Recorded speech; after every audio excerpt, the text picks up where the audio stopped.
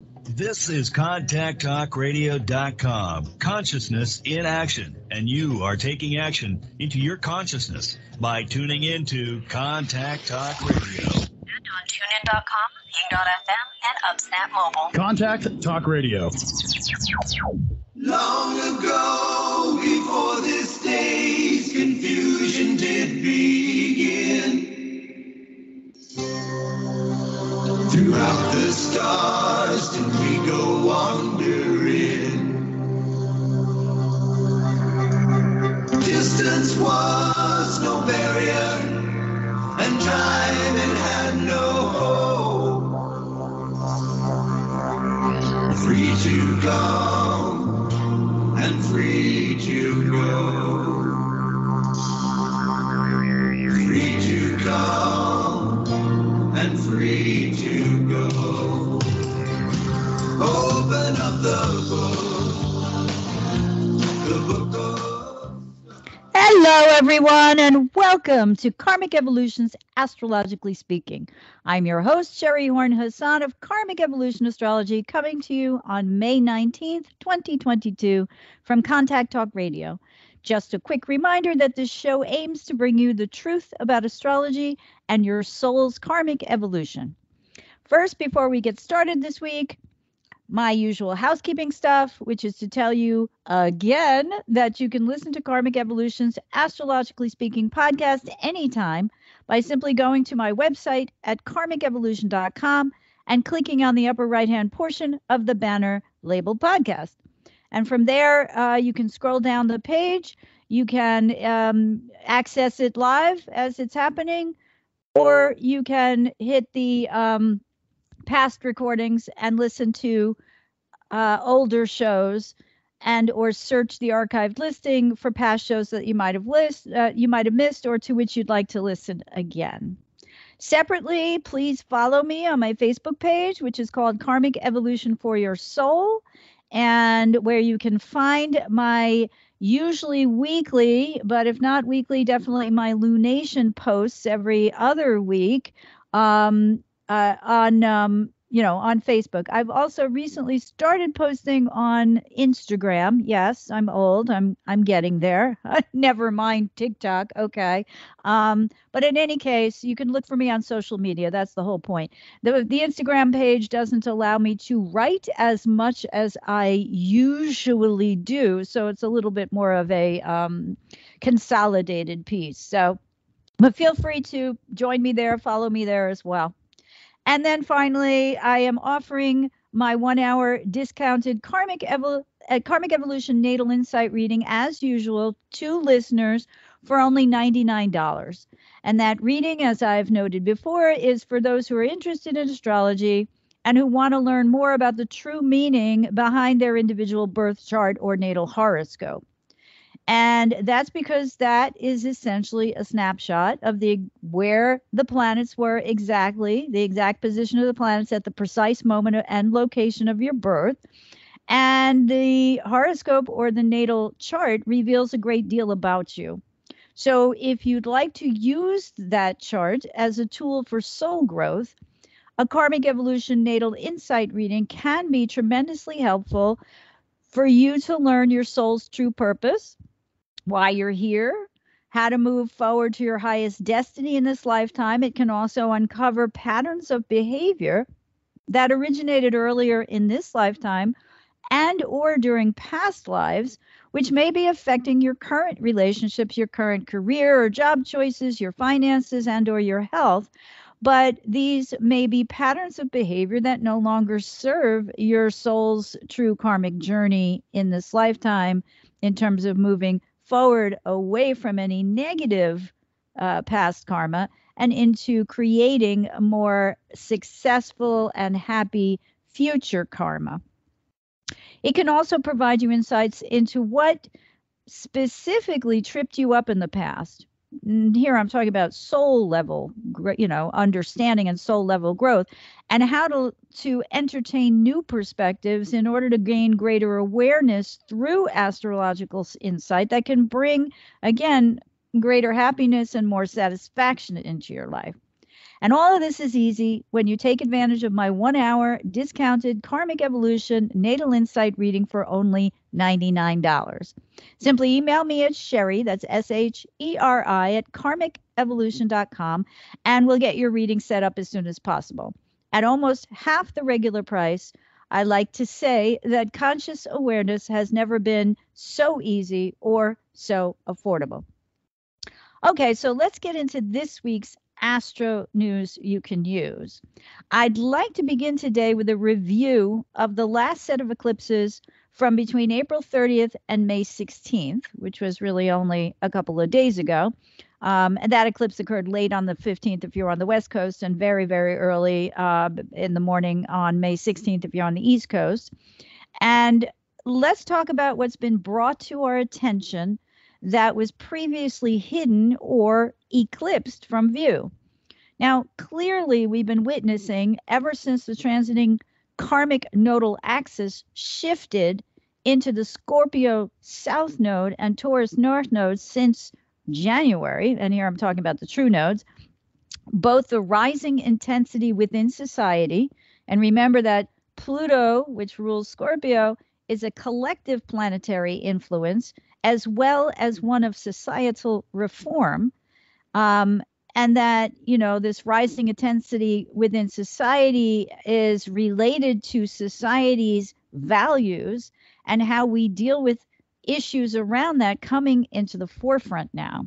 And let's recognize also the symbolism in the common themes that are inherent in these recent events, the most recent of which, of course, since I was on the air last, was the horrible murderous shooting spree by a white supremacist at a supermarket in Buffalo, New York, which happened on the eve of the Scorpio Full Moon, lunar eclipse last Saturday, and how this meshes with the symbolism of those who accuse women availing themselves of the still, as of right now, federal constitutional right to an abortion here in the United States. And then let's throw in a national baby formula shortage. Okay, so that may not sound like it makes sense, but hang on, okay? So if we expand our mindset to understand that this is all part and parcel of this lunar eclipse and the recent eclipses series in general, and that this Buffalo tragedy, whereby an 18-year-old male, still a baby in many a mother's estimation, opened fire with a semi-automatic military-grade weapon to murder Black people in their own neighborhood at a place where they go to buy food. Read, one of the major resources necessary to sustain life, food, right? Then we might recognize the poisonous atmosphere released by the darker nature of the Scorpio archetype, which has to do with all things taboo. So what I'm trying to say here is that, there's a correlation here between the fact that this horrible shooting occurred in a place where primarily minority population goes to sustain themselves through buying food, and that this young man, if he was my son and an 18 years old, I would still consider him to be my baby, right? And the correlation with that over this rising intensity around the issue of abortion, which clearly has to do with motherhood and babies, as well as the baby formula shortage that's somehow weirdly arisen, right? And come to our attention. I saw yesterday, I think it was, or the day before, that 2 babies have been hospitalized because of the lack of sustenance for them, okay? So just note that, right? And because of this tie-up of the themes, I'd like to read my Scorpio Full Moon Lunar Eclipse May 16th post, which I put out on social media last Sunday, right before the eclipse, or Saturday, whichever. No, it was Sunday. I'm sorry. I keep getting confused. Anyway, the post outlined how we're being asked now to adapt to changed societal mores and values, and how they're currently out of alignment with the Taurus North Node's natural regard and desire for peaceful, loving autonomy over, in particular, one's own physical body. So please forgive me if anything that I'm saying now is redundant to what I said last week or the week before. It's just that I feel it's so important that it's important enough to bear repeating now. So when the Scorpio full moon, and you guys know I like to backtrack too, just to, to look at the astrological events from hindsight in order to get a more clear or expansive view of what they actually mean, right? So when the Scorpio full moon lunar eclipse occurred earlier this week at 25 degrees and 18 minutes of the sign of evolutionary change, it revealed to us all that change is necessary in order to protect the Venus-ruled Taurus sun's natural law of the cycles of life. And the natural law of the cycles of life include birth, death, and rebirth. So the Taurus sun, as many of us know, loves its creature comforts. It's an archetypal sign revolving around the pleasures of the senses: touch, taste, sight, hearing, and smell. What pleases our senses is what we tend to value most in life. However, once Taurus finds what it loves most, it can be very reluctant to give it up. So dependence on, say, things that might not be good for us and indulging in them for momentary gratification, while at the same time knowing perhaps they're, for example, detrimental to our body over the long term, fits that bill. And that's the explanation in its most simple terms, that the Taurus archetype becomes so comfortable with its creature comforts that it becomes both lazy and stubborn about making any changes. And this in turn represents Venus-ruled Taurus's connection to values. What we value most tends to be that which makes us feel the best. Now, the Scorpio moon, however, reminded the Taurus sun at this lunation's eclipse. And remember, we're still under its waning auspices now, because this is the waning portion of the monthly lunar cycle until we hit the Gemini new moon on May 30th. And that the Taurus, it's part of the larger purpose was for the Scorpio moon to make the Taurus sun aware that it's become oblivious to the need for forward movement that change represents. So Scorpio knows that change is necessary because it represents adaptation, and that adapting to changed circumstances, meaning those beyond our control, is a must to ensure our ultimate survival. How can you simply condone the same old every day? The Scorpio moon asked the Taurus sun at this eclipse. Don't you realize not only that change is the only constant, but also that it represents evolutionary progress? And without the kind of evolutionary change that progress represents, that someday you'll become extinct? I mean, no more ice cream and cake, no more massages, no more comfy couches when you're gone, right?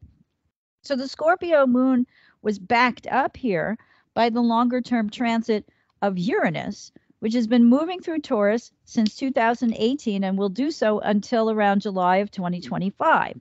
Hang on, I got to take a quick drink. Sorry. Okay, sorry about that. My throat's getting froggy again. Anyway, Uranus, an advocate for humanity's progress, going through the progress-resistant sign of Taurus, has been urging us to recognize that change is already happening and that we need to catch up with it now instead of remaining stubbornly stuck in the past. And it's Mercury's current retrograde period that invites us to review the need for what must change in order for us to adapt, both personally and collectively now. So from May 10th to June 3rd, during which Mercury regresses, which I talked about last week, from chatty, curious, sometimes superficially gossipy Gemini into earthy, physical Taurus, we're reminded to switch our focus from how we relate to others to asking ourselves what are the most important tangible resources of our lives. So since Venus-ruled Taurus's archetypal range starts with the natural world's reverence for the feminine divine and extends to that of our physical bodies, we might ask ourselves now, is it any wonder that autonomy over our own bodies has become a major issue during this eclipse season, which began with the April 30th Taurus full moon solar eclipse, which I remind everyone was only a day or two before the leaked Supreme Court draft on Roe versus Wade, or on that potentially would abolish Roe versus Wade, came out, right? I mean, hello, you can't make this stuff up. So the answer to this question, at least here in the U.S., extends back to the original values espoused by this nation in its Constitution and Bill of Rights, both of which date back to the late 1700s.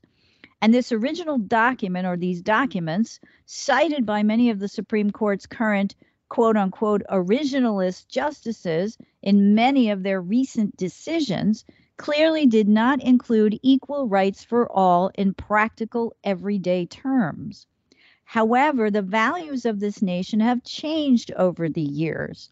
To deny that a majority of Americans now believe in granting formerly enslaved Black people total equality to those of whites, and that women must be free of ownership by their fathers, husbands, or sons, is nothing short of ludicrous. Okay, I'm going to say that again. To deny those things, that everyone is created equal regardless of their color, and that women must be free not to be property or chattel and owned by their male relatives, whether they be fathers, husbands, sons, whatever, is ridiculous, as is denying that all human beings must be considered worthy of equal autonomy over the law. Okay? I'm sorry, under the law. So long-term resistance to these notions have persisted regardless, be they, be those resisting such notions bigots or white supremacists, misogynists, or people indoctrinated through judgmental political or religious cultures that hold to originalist interpretations of both the Old and or the New Testaments. Now, Jupiter loves a cause, as I've mentioned in my recent podcasts, and now in Aries, he loves to fight for a cause. So together with Venus and Aries, we're called now to engage in fighting to promote the belief that all lives are equal under the laws of nature, meaning everyone, be they Black, Latino, Native American, Jewish, Asian, Muslim, LGBTQ, green, blue, purple, or members of any other minority group. To resist such a notion is to ally with the doubt and hopelessness wrought by both luminaries when they squared Saturn in Aquarius at this Scorpio full moon lunar eclipse. Instead, we might think the way that astrologer Michael Luton does when he's mentioned recently in his Synchronicity University webinar that Saturn in Aquarius essentially represents finding solutions that have never been tried before. So wow, like how outside the box would it be to recognize that what's been revealed during this eclipse season is that we're now unavoidably unable to ignore acknowledging how little has changed since the birth of the United States as a nation, and to recognize simultaneously that these recent eclipses have revealed just how much change must happen to ensure our long-term peaceful, harmonious survival on this planet.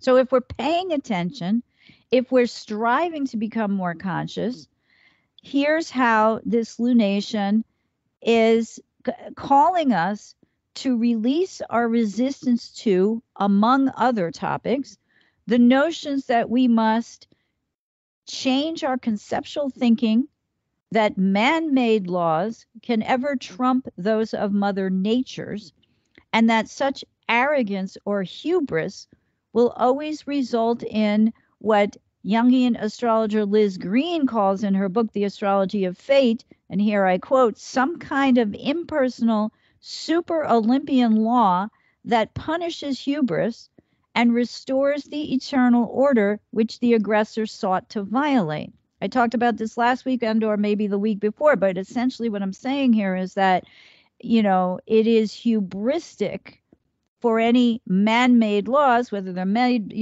formerly by men or currently by women or any other group, again, I don't care what your gender is, but that denies the natural cycles of life and the natural world. We also can be releasing the notion that through the realization that U.S. laws in particular, fashioned nearly 240 years ago, need revision to better extend equal rights to all citizens, not just a select few male whites, representative of those who narrow-mindedly created these laws originally during a wholly different historical time. Further, we might recognize our current comfort level with destroying Mother Nature's finite resources as one that resists the continued necessity of promoting the healthy evolution of the planet, on which we rely for what? Our basic resources necessary to survival: air, water, land, food, little things like that. And finally, that we might entertain changing the notion, currently popular in many political circles, that support for corporations, which provide many of our creature comforts, that their support for the notion that they deserve rights equal to individuals like you and me, especially in relation to these hubristically made man-made laws that revolve around, things like gun, abortion, marriage, and voting rights, among many others. So meanwhile, the Taurus Sun's sextile to Neptune and Pisces at this lunation heightened our intuition, which allowed us to feel empathy and compassion for others, though the fixed square by both luminaries to Saturn and Aquarius at that time also may have depressed us or made us feel helpless about how we might take useful, successful actions. We likely felt, and many of us are feeling still, isolated and unable to make a difference against restrictive circumstances that are blocking progress now. However, it pays to keep in mind that Jupiter in Aries since May 10th has raised the specter of fighting back against Saturnian resistance to changing our future as a nation, a wider collective, and or as individuals. And it was the Venus-Chiron conjunction in Aries at the eclipse which howled its pain to a world that's remained silent against such inequalities for far too long. It's interesting to note as well that sister goddess asteroid Vesta, who represented the woman beholden to no man to the ancient Greeks, conjoined with Saturn and Aquarius exact on May 10th too. And that's the same day Jupiter entered Aries and Mercury stationed retrograde in Gemini, making Vesta prominent still at this recently passed lunation eclipse. Now, Vesta's original role, for those who don't know, was to welcome men returning from battle and to have sexual intercourse with them as the means of cleansing them from their sins of battle, which then allowed them to return peacefully to their families and communities. Now, Vesta's reputation later warped into the Vestal virgin chastity concept by the Romans, which ultimately eclipsed the kind of positive sexual healing, Marvin Gaye, anyone, that the Greeks' Vesta was able to provide. However, I prefer to interpret Vesta as did the Greeks, and that her fixed square, along with Saturn's, to both luminaries and the transiting karmic nodal axis at this lunation's eclipse, represents women resisting any restriction against their natural rights to do as they please with their own bodies, sexually or otherwise. Now, bear in mind, too, that when I'm speaking of natural law, the reference here is more to the metaphysical rules, if you will, of Mother Nature, and not to jungle law. In other words, if we accept, again, Liz Green's philosophy that what she calls impersonal law always triumphs over hubristically fashioned man-made law, then the concept that nature takes care of righting itself reveals that superimposing laws that violate the cyclical laws of nature likewise violate Mother Earth herself. So therefore, reverence to including the body's ability to give itself freely to others or not represents a natural law that no man-made law should ever co-opt or otherwise restrict. Okay, so Mars recent May 17th, 18th, depending on your time zone, conjunction to Neptune in Pisces, which trined the Scorpio Moon South Node and sextiled the Taurus Sun North Node around, this that was waxing at this lunation, highlights this issue too. Mars Neptune, that conjunction kicked off a new 2-year cycle, which can play as a particularly redemptive kind of energy, meaning it often manifests as fantasy trumping reality.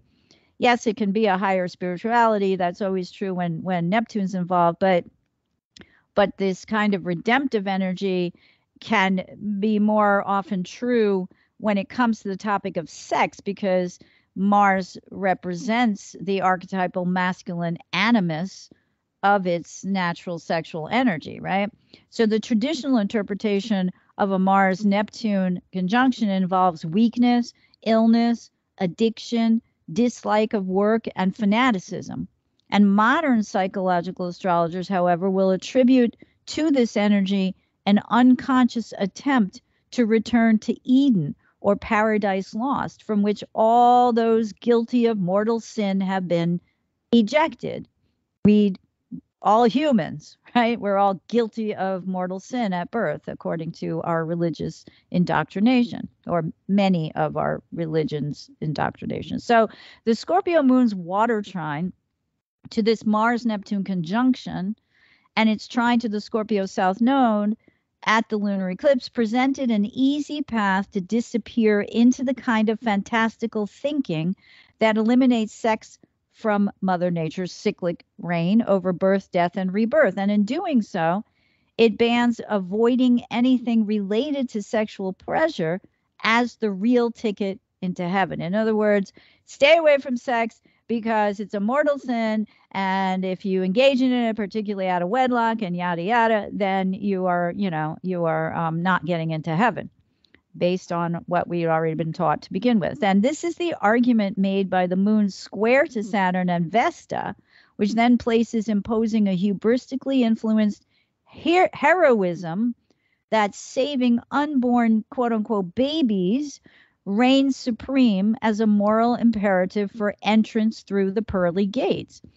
And at the forefront of this argument for a continuation of the same old rationale for inequality inherent in the application of U.S. constitutional rights to privacy and equality under the law lies the moral notion that killing babies in utero is simply flat out wrong. And not only that, but it's your ticket to hell. And I'm sorry, I meant to put killing babies in quotation marks. So they are here in quotation marks on my page, but I didn't mention that when I was speaking it. So again, that constitutional rights to privacy and equality under the law lies, under this Mars-Neptune kind of energy. When it becomes fantastical, is the moral notion that quote unquote killing babies in utero is wrong. And not only is it wrong, it's your actual ticket to hell. All right. So never mind that the fetus cannot live outside the mother before at least the second trimester's quickening, which was mentioned in the 1700s, right? That's when the mother feels the baby kick, which usually doesn't happen until the second trimester. Or if mama is harmed or dies during the process of carrying. I mean, who takes care of baby then, right? Nobody cares. That's the whole point. So laws against women's rights to control their own bodies were constructed by men, even if such men claim to have received them from on high. And these laws defy natural law, which intuits that not every soul is meant to incarnate for reasons far beyond our mortal capacity to understand. So understanding this at least this concept is a matter of both choice and of faith. However, the sextile of this Mars-Neptune conjunction to the Taurus Sun and North Node at this lunation spoke of opportunities, especially since Saturn in Aquarius seeks newer, innovative solutions to old problems, as Michael Luton pointed out, while Uranus in Taurus, in general, promotes equal values for all of humanity to change this level of hubristic thinking into more Taurian, holistic nature or naturally oriented beliefs. We may have pondered all of this and more as the Taurus Sun waxed toward an exact trine to Pluto in Capricorn, which perfected earlier today on May 19th. It's now we may make the kind of pro or con choices the universe is asking of us. It's at this lunation that resistance to long-term change has become more than obvious, whether that's around abortion rights, voting rights, gun rights, and more, meaning who has them and who doesn't. So the question then becomes, what do we do about all of this? The earthy Sun-Pluto trine of today asks us all to look within and better understand our motivations. Are we simply parroting some long ago doctrine that no longer applies to modern life out of simple lazy Taurian habit? Do we adhere to rejecting sex as a mortal sin that deserves eternal damnation via the irreversible judgment that we're doomed to hell forever? If this Scorpio full moon lunar eclipse revealed anything now, it's our internal soul's sense of morality as compared to that of society's current mores. Again, now is the time to recognize from where these beliefs came. Were they formed by what we were taught, told, and or forced to believe by our Saturnian authority figures, namely parents, teachers, clerics, judges, the government, etc.? And if so, can we realize now that we may disabuse ourselves of these beliefs by digging deeply into the wisdom our true soul carries within? Uncovering this previous knowledge about ourselves, knowledge that's been eclipsed or hidden by old social mores that no longer apply, can help us recognize now with greater clarity that equal rights in today's society apply to all human beings, not just some. And that the U.S. Constitution, far from being written in stone, is in need of major revision to align more closely with Mother Nature's natural laws of peace, love, and acceptance for all living beings and the physical world, which includes, of course, our bodies. So this week, the monthly lunar cycle's been waning, as I said, since the Scorpio full moon lunar eclipse exposed the hidden truths about society and its current ills. And while this corresponds in the U.S. with the currently ongoing effects of our Pluto return, we're all asked to release our attachment to stubborn resistance to change now and going forward. And that's like the simple way to say it. But what changes need to be made, right? And how are we going to make them? So to do so, however, we first must recognize that change is necessary. And that's as part of Uranus's call for humanity's progress during his 7-year transit through Taurus, as I mentioned, which began in 2018 and lasts until July of 2025. So we're a little more than halfway through it now. Now, Uranus typically takes 7 years to go through a sign. So think of it this way. Where would we be if, like, say, Peter Pan, we all refused to grow up? Or if we decided to freeze the world at one particular moment in life, like the movie Groundhog Day. I mean, life would get pretty repetitively boring pretty quickly, right? So in the natural order of things, Uranus requires progress and Taurus hates change. So we can easily see how this particular astrological mission that Uranus is undertaking by virtue of his transit through Taurus might not actually be such an easy walk in the park. So it's better to understand that Uranus and Venus-ruled Taurus means change applies to wherever we're stuck, but don't know it or realize it because we become so comfortable there. Now, this could apply to our mindset, our political beliefs, our religious beliefs, our social beliefs, or, our beliefs about our job, our career, our lifestyle, or, our location. I mean, it could be a lot of things. The point is that wherever we become too comfortable and too rigidly resistant to making a change is precisely what's got to change now.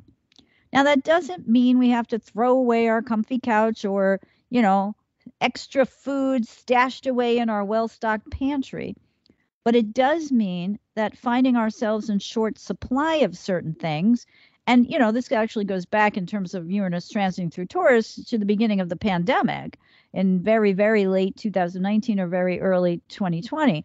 But right now, these shortages are being highlighted in society through the realization that we lack baby formula and, maybe perhaps the physical freedom to decide whether or not to become a mother.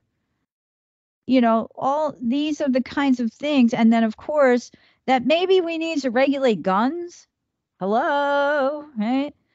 These are the things that will make us take notice of where our true values lie and where the old ones upon which of many of our man-made laws rely don't jibe with our current reality now. So the longer we stubbornly resist even noticing these things and what they symbolize, the more change around them may seem shocking when it occurs. Like suddenly being told you're not a human being with rights equal to other human beings under the law, like stuff like that. So if change is necessary for progress to be made, and here again, we're talking long-term progress, the kind that affects all of us and humanity in general, then it's a medicine the universe has been asking us all to swallow for a long time now. Sorry, my phone. That's Uranus and Taurus in a nutshell, because this archetypal energy knows deep in its fixed ideological little heart that resistance is futile. And I've said it before, and I'm going to say it again. Resistance to change leads to fossilization, which in turn leads to extinction. Ergo, change is a matter of survival for our planet, our democracy, and our lives. Why? So that none of these become obsolete. Uranus assures us that change is coming, like it or not. Pluto says, adapt or become extinct. In New York, he would say, mother, you know what? This Pluto, adapt or extinct, stupid, right? That's the polite way to say it. And the Taurus North Node reminds us that there's a natural cycle to these things that we cannot stop or interfere with. So refusal to accept that change is the only constant becomes, in a sense, suicidal in the end. And then there's that, pesky Saturn in Aquarius. Now, who really wants us to come up with new solutions to old problems now, but he kind of shoots himself in the foot by resisting progress at the same time. And that's been particularly true since Saturn's been squaring Uranus off and on during the past year and a half, as well as during the recent set of eclipses, which this last one's still in effect now, right? And the eclipse is squares to Saturn. So there's a 1 foot on the accelerator, 1 foot on the brake energy now, and has been for a while. So the motion towards change elicits a stubborn rootedness in the old way of doing things just because it's, tradition. And straying from quote unquote tradition often produces a kind of fear, which essentially represents fear of the unknown, right? Fear of the future. Oh, earthy Saturn likes it slow and steady, kind of like Taurus, though Taurus prefers not to move at all. But in Aquarius, Saturn fights the same battle against too rapid change that he's fighting in his actual square to the planet Uranus, which rules Aquarius. So that kind of stuff gives Saturn a headache. And remember, Saturn's the judge, the rational one who reveres tradition, and a word that's become very prominent right now in our news cycles, precedent. So Saturn's more like, this is the way our fathers did it, and their fathers before them, and so forth since the beginning of time, God damn it. So if they knew what they were doing, why should we change anything now? So, like we might say or ask, well, what are you afraid of, dude? You know, what's so horrible about straying from tradition? Is God going to strike you down dead? So think of the monumental pain in the ass it is to Saturn to actually think about stuff like that.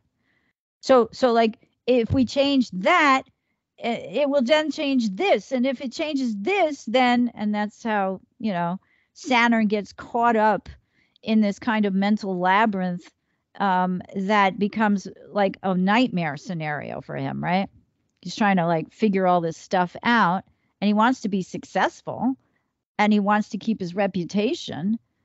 But, you know, what he's talking about a lot of hypotheticals that are born, as I said, out of fear. So what Saturn doesn't realize is that he's blocking progress because relying on past judgments or those made during times that were vastly different from now. And we don't really have to go back that far. I mean, I mentioned before, and it always comes into my head, you know, trickle down economics. Yeah. All right. Well, from the 80s, do you think a few things have changed? You know? But, you know, relying on past judgments to plan the future makes no concession to the fact that things actually have changed. So the result is that Saturn, kind of like Russia's Vladimir Putin, is getting more than he bargained for by trying to slow down the evolutionary process. And when I mention Putin, I mean the evolutionary process of a country like Ukraine towards democracy. That's something, you know, getting in the way of evolutionary progress is something that Pluto won't allow. Like, no, no, no, no. However, the astrological signs are that this will continue as Saturn retrogrades back again to square Uranus in September and October, and as the next set of eclipses occur at 2 degrees Scorpio on October 25th and 16 degrees Taurus on November 8th, which I've noted before. This November 8th Taurus lunar eclipse will be smack on the day of the U.S. midterm elections. So we'll no doubt see some culmination of what's happening between now and then with different states' primary elections right now, for example, and also they'll be affected by Jupiter's slide back into Pisces when he retrogrades there in late October. So we'll talk more about that later. But meanwhile, remember that the energies of the April 30th solar eclipse will stay in effect until the transiting nodes hit that solar eclipse degree of 10 degrees Taurus in January of 2023. And that the May 16th, this most recent lunar eclipse at 2518 Scorpio, began when the nodes hit that degree, which was circa early March of this year, right? And the next set of eclipses, which of course I'll talk about at much greater length later on, towards the end of the summer, if not before, that occur at 2 degrees Scorpio on October 25th. That's a solar eclipse that isn't going to culminate until later in 2023. And I'm sorry, I don't have the exact date. I'll get that for a future show, but it's definitely months after the actual eclipse, right? While the 16-degree Taurus November 8th lunar eclipse will begin manifesting somewhere around August 28th, because that's the day that the fixed node will be at the degree of the upcoming eclipse. Okay, I hope that's not too confusing. But last week I talked a lot about using astrologer Ronnie Dreyer's technique for figuring out how long it will take for some of these eclipses to manifest or culminate, and whether it's actually more happens before the eclipse culminates or whether there's future stuff that's going to happen and it will culminate after the eclipse. So it's food for thought, which we'll talk more about, as I said, as we get closer to these events. And we've got, as a society at least, but also on a personal level, more old value shedding to do in favor of new values, more in alignment with current times and social mores, as all of this is ongoing. So meanwhile, just as it's all started to seem like one big mess, and we're questioning now, how in the world can we have faith about anything?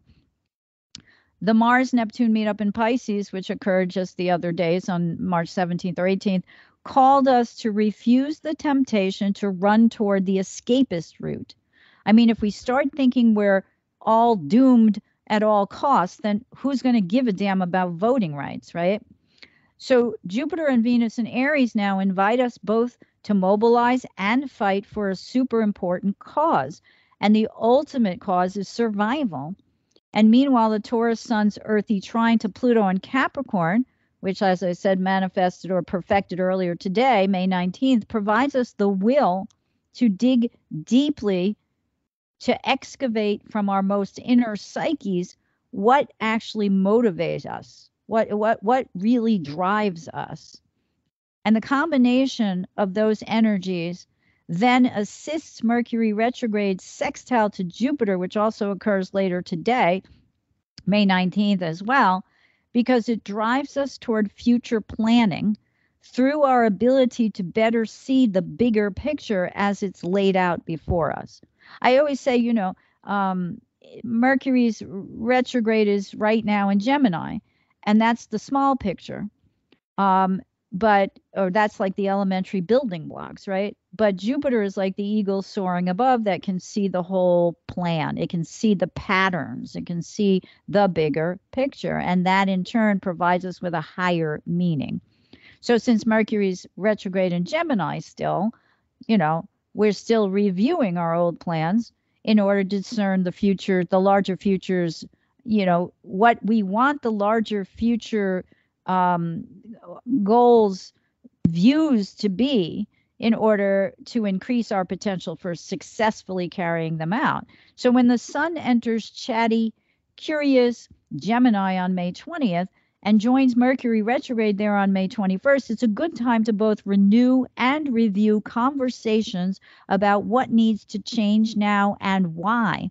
A perfect follow-up to these recent eclipses, right? So how many of us have heard, especially following the Buffalo massacre from only days ago involving gun deaths, the plaintiff plea from relatives of victims calling for gun reform yet again?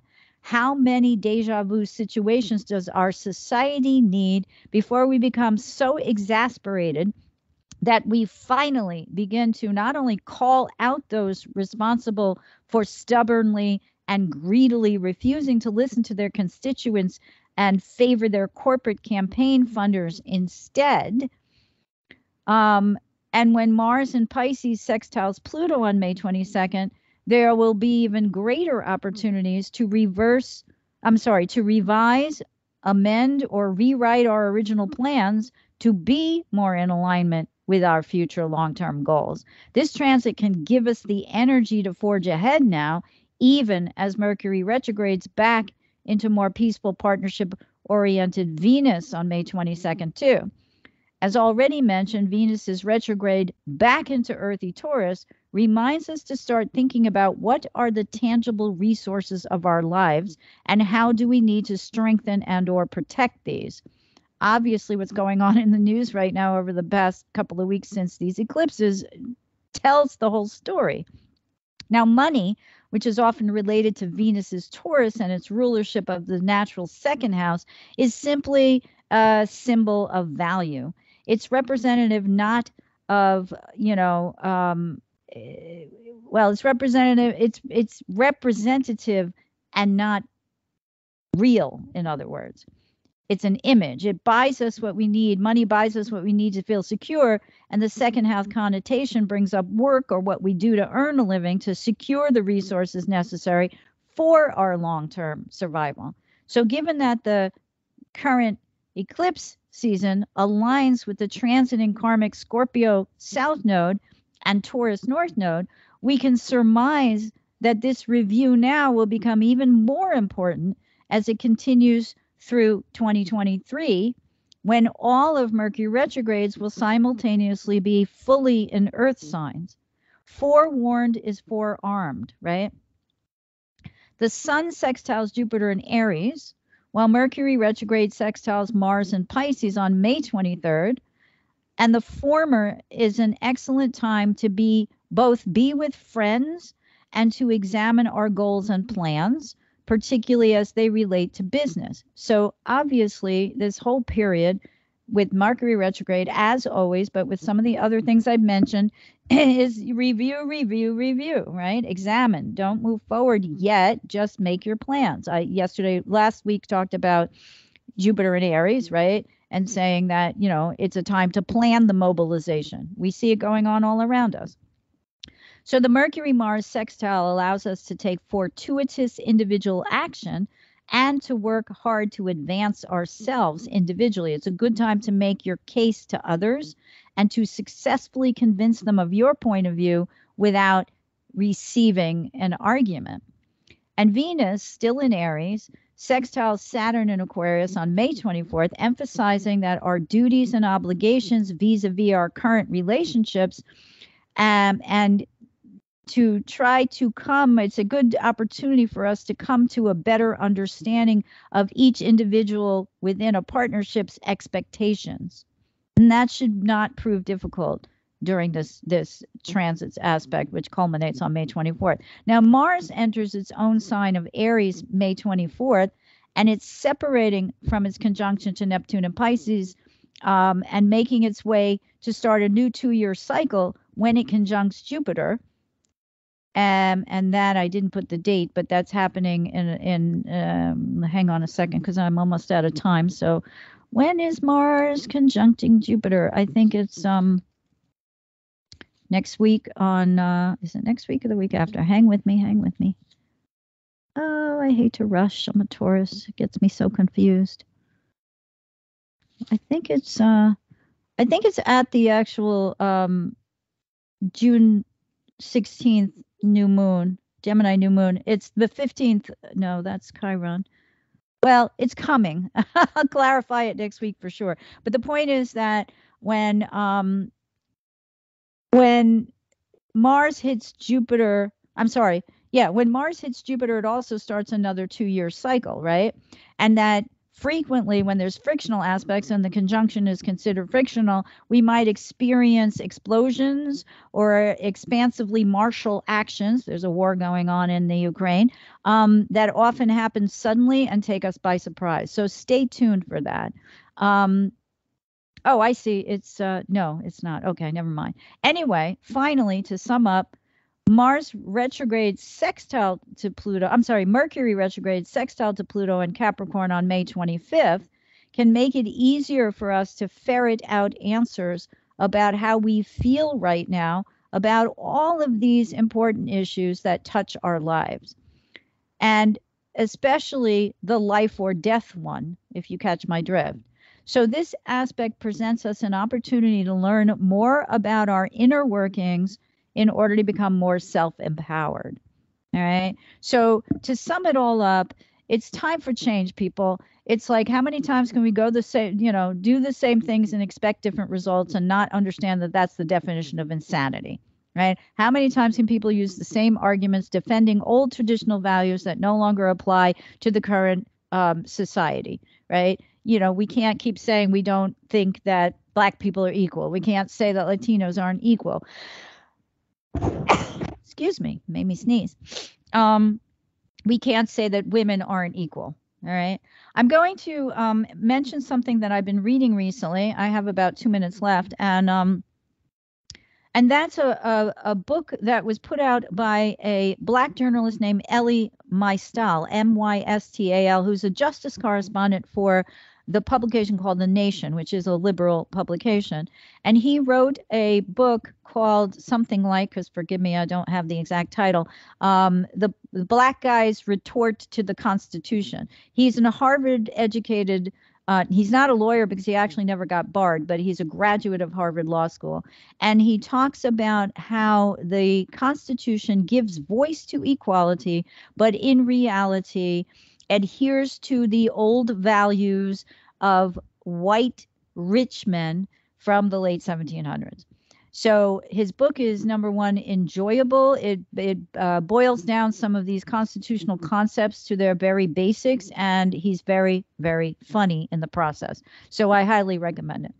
And that's it for today. So I want to thank everyone for joining me, allowing me to go through all of my thought processes as they relate to astrological happenings. And I hope you found the information presented here helpful as you continue your karmic evolution in this lifetime. Please be sure to join me next week on May 26th for another episode of Karmic Evolutions, Astrologically Speaking, when we will be talking about the upcoming Gemini new moon and other things that are going on then. Until then, may your journey be filled with karmic healing and the joy of greater consciousness. Namaste.